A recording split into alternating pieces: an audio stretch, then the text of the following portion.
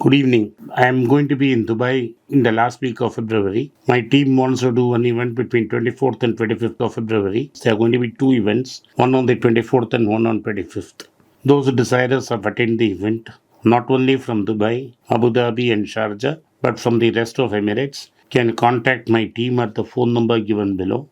The WhatsApp number is also given below. There's an email ID and there's a Google form. You can use any of these methods to connect us, and my team would be glad to help you. See you in Dubai. Hi everyone, welcome back to Be Rich. Today's video is a rather interesting one. Recently, a meme had been floating around on Instagram. It's a video of a man walking around wearing a very smart blue suit and pointing in different places around him and showing in a company if they had invested so many dollars 30 years ago, how much it'll be worth today. They spoke about Microsoft, they spoke about Apple, they spoke about a whole bunch of American companies, and I thought it would be interesting if we do a kind of a similar analysis on some Indian companies.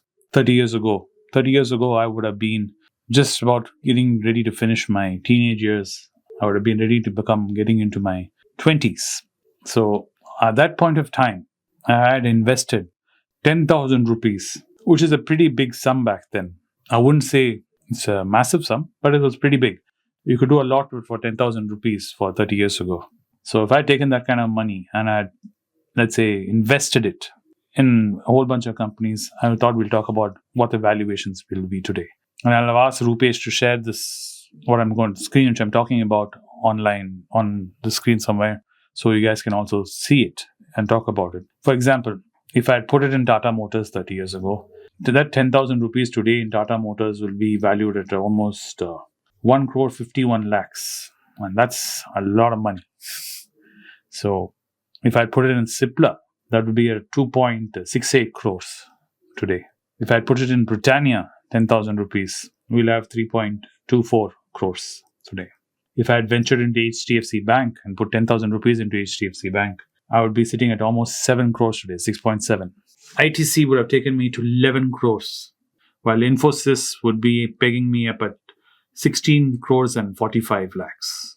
Well, TVS Motor Crop would have taken me to 23 crores and 19 lakhs. That 10,000 rupees would be worth 23 crores. Imagine that. While Titan would have taken me to 36 crores and 25 lakhs. And Dr. Reddy would have been me 37 crores and 13 lakhs. But the king of the hill would have been Wipro.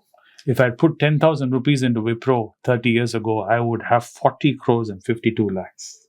Imagine that. And these are companies my father had bought and invested in. My brother has bought and invested in. I have bought and invested in over the years. And that's a lot of money.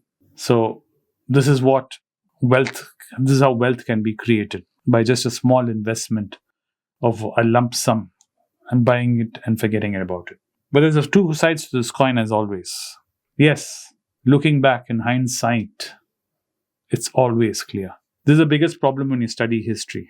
When you study history, we tend to confirm our hindsight biases. Because when you read history, what you tend to do is you tend to cherry pick. And when you cherry pick history, you can find evidence looking back that confirms your biases of today.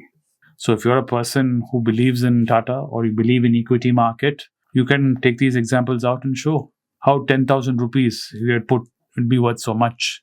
And then you can argue, saying if I had bought 10,000 rupees back then, wouldn't have bought me any land inside Chennai city which would be valued at 40 crores today. I couldn't have bought a flat for 10,000 rupees 30 years ago, nor could I have bought a ground of land inside Chennai city 30 years ago. But this investment would have done this for me today. And those kind of confirmation biases you can use. You can use it against gold. If I had bought gold 30 years ago, it would have not made me into a Wipro today.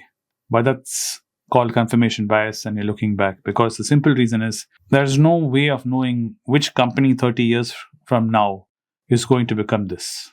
Because the same period when these companies were there's a plethora of companies which you have invested money into. You would have had nothing to show for it today. Take any of the Ambani companies. You take Vijay Mallya's companies, for example. You take Sahar Group. You take Jet Airways. There's umpteen number of companies where you could have put 10,000 rupees into and today have nothing to show for it. And that is the reality of equity investment. That some you lose, some you gain. And the important thing to do is do your homework, do your studies, and invest and keep a track of it. And remember, some will succeed and some will fail. This is why Anand keeps saying, for my father, for every 10 companies he invested in, if one succeeded, that one which succeeded made enough returns for the money he would have lost in the other 9 would have been recuperated. So the moral of the story here is, it's not putting 10,000 rupees in one company. It is spreading your bets and spreading your risks and always being on top of it. So if you had 10,000 rupees, only 10,000 rupees 30 years ago to invest, instead of putting 10,000 into Tata Motors, one company, or a HDFC Bank as one company, or a Wipro as one company, I would have told you to spread your bets. Even banks have disappeared, believe it or not. You just have to look back in history of the last 30 years and you can see a number of banks which have disappeared. I don't want to sit and mention them. You can go and Google it.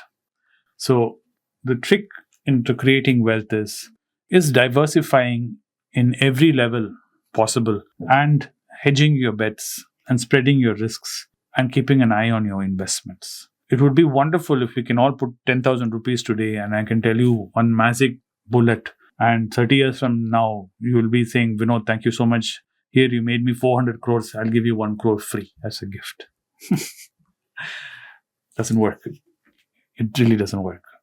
So these kind of statistics are nice. It's nice to make a meme about them. It's nice to showcase that, equity markets can create wealth.